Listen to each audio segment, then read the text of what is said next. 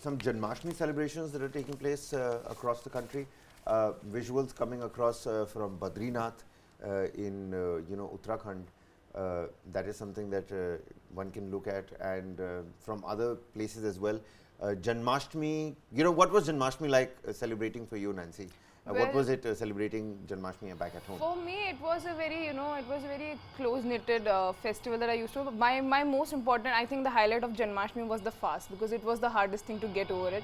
Because, you can't eat anything for the whole day, and then in the midnight there's a puja, because, you're celebrating the birthday at 12 a.m. sharp.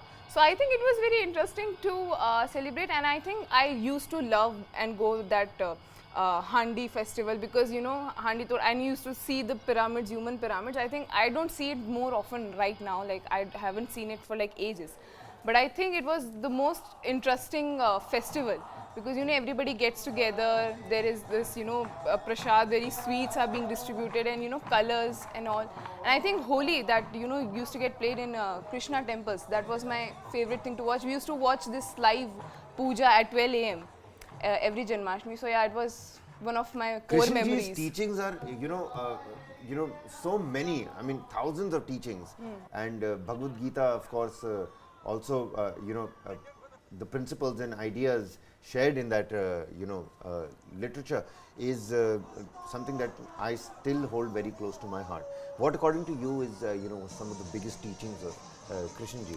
I mean, on Janmashtami, let's.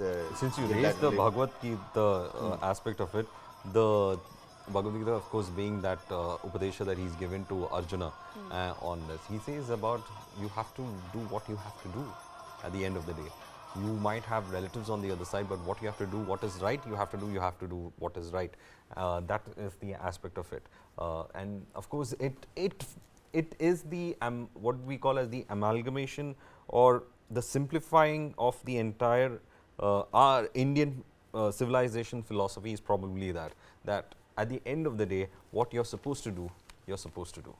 And what about you, Nancy? Well, for me, it will always be, that I loved how, That's the Prime Minister's, greetings on the occasion of, auspicious occasion of Janmashtami. Says, many congratulations on Janmashtami.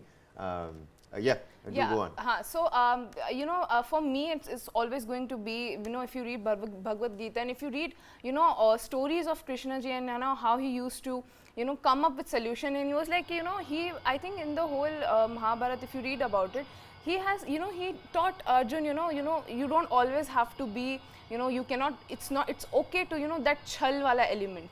It's okay to, mend the rules a little. It's okay to mend it so that if your intention is right, if you're going to do right by the people, you can mend your ways. And I think that was an important teaching that I try to incorporate in my life. Absolutely. The one that really resonates with me is, of course, the one that says that in pretty much all aspects of life, you get out exactly what you put in. And that's the hard work that Krishnaji has always, spoken about. And he says that, if you control your mind, it's your best friend. But if the mind controls you, it's your worst enemy. And I think that's also one of the biggest teachings that comes from Lord Krishna. A very happy Janmashtami to all, News9 live media viewers out there.